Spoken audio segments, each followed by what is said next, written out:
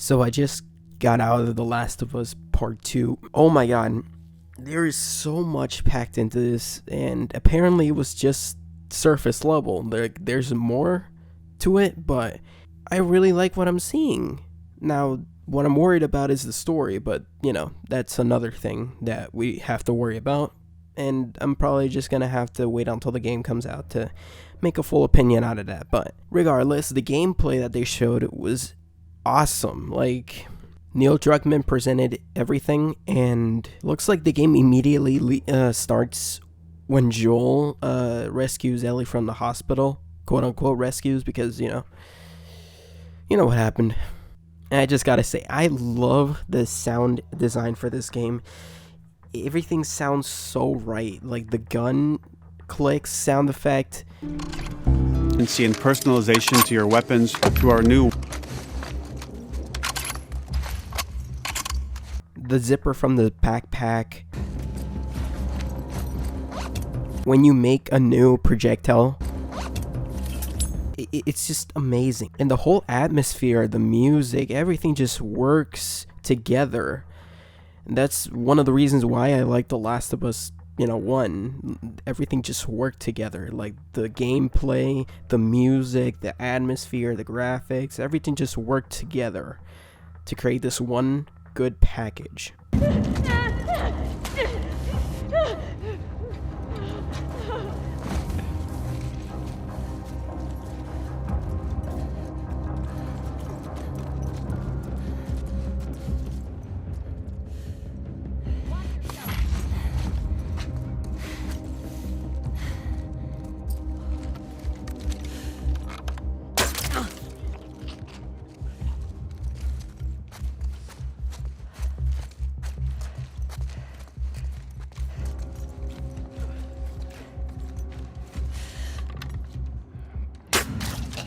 Just like that.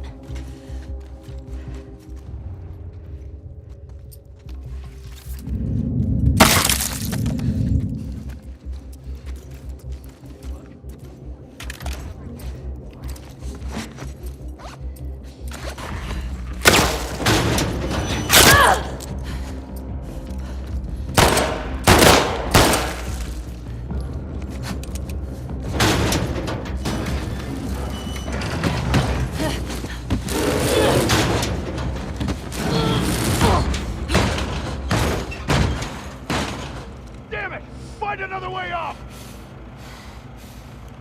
Alright, so the first thing that they revealed was the environments we're going to be going through. We're going to be going through Seattle, mountaintops, like hospitals, inside of buildings. It's really, it's really expansive. It looks awesome, and we get to ride a horseback like Breath of the Wild through these environments. So I'm really glad to be doing this. And the first thing that they showed off that was new was the new grappling mechanic, like what they used in Uncharted, where you throw a rope down. Here it's more realistic than Uncharted, of course.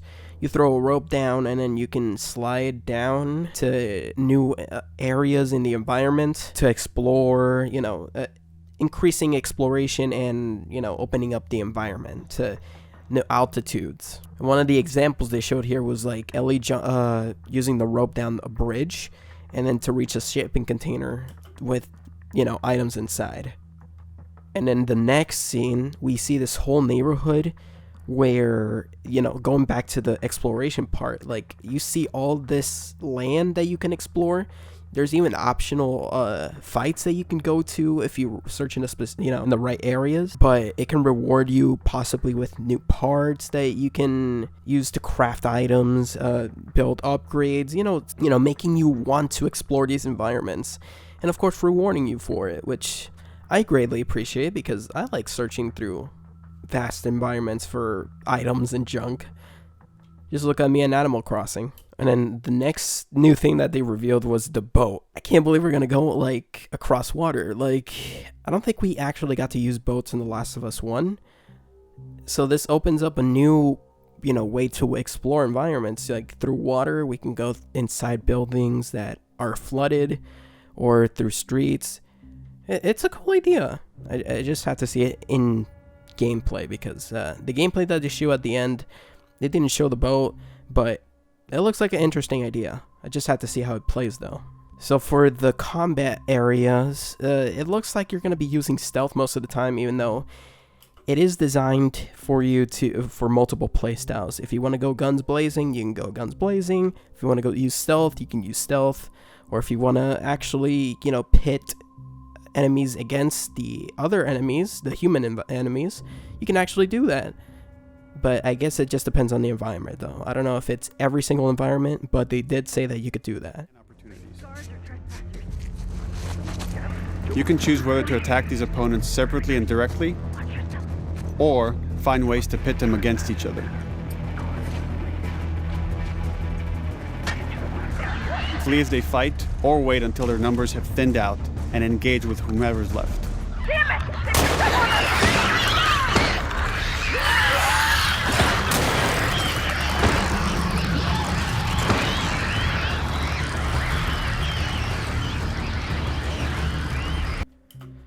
Now, I finally got some clarification on story details that I had my doubts in. I thought that there was actually one group of enemy, but there's actually like two that we're fighting against. We're fighting against a cult and a warring faction that took away control, from the government back when the infection started. So that's nice to see. I just have to see, I've seen how brutal they are, but, where exactly this takes place, because I am kind of lost to where the two intersect. I know we probably meet the other one first because we go to Seattle, or I think both of these are in Seattle. So I'm not sure how these guys intersect, but I just have to see in the story, of course. Of course, one is actually it uses stealth. The cult uses stealth, while the other one uses, guns and ammunition from the government that they stole, which is a cool idea. You have to adapt to these two different enemy types, and of course, you have the zombies in the middle where you have to kind of use both for them. But yeah, that's a really cool idea. And apparently, going back to the enemy types thing, there is a brand new enemy that they can't reveal, but they revealed the bloaters, the new one that they revealed a while ago, and there's one on top of that one that they just showed the audio clip for it. Yeah, I'm like, no, I don't even want to try this on grounded mode. But our most terrifying and lethal new forms of infected will have to wait until you play the game for yourselves.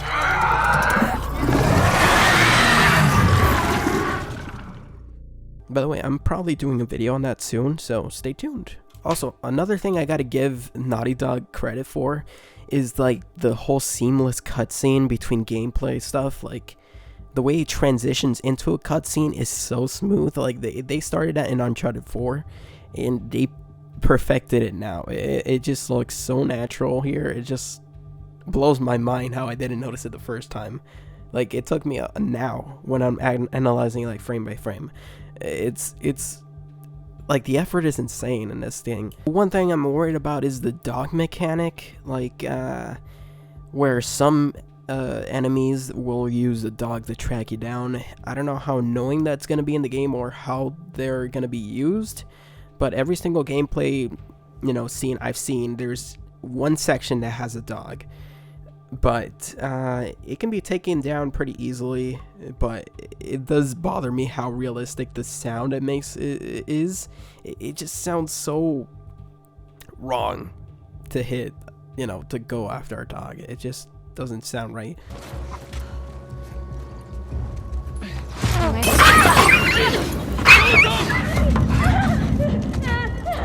But when they went to the gameplay section to where they knifed or they hit a window to open it and actually go inside, it's really cool. They're giving you this whole new level of freedom to take on the combat arenas the way you want to take it.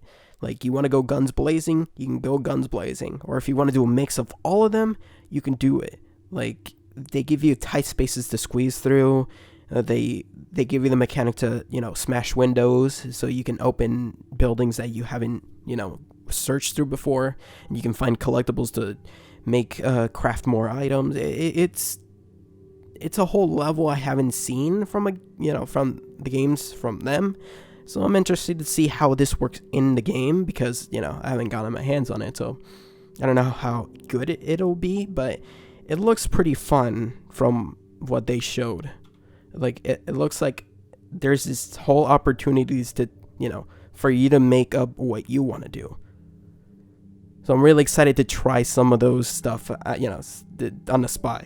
Oh, here's my favorite part of the whole thing. Like when they do a close-up on the gun and the sound design just speaks for itself, where you just hear the clicks from the gun being unloaded and, you putting upgrades on the gun itself and how it realistically, attaches itself and Ellie puts it on. It looks really cool, and I'm excited to, just experience it in the game with proper headphones, from the game itself. It looks really cool. Oh yeah, and of course at the end they showed an extended gameplay sequence that we haven't seen before, where we find this person named Nora, or Nova, I'm pretty sure it was Nora, but we get to use swimming mechanics, we get to use stealth, we get to,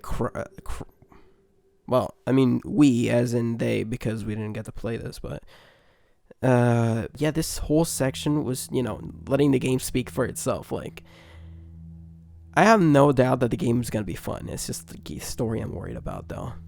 Of course, anything out of context can be damaging, especially clips and stuff.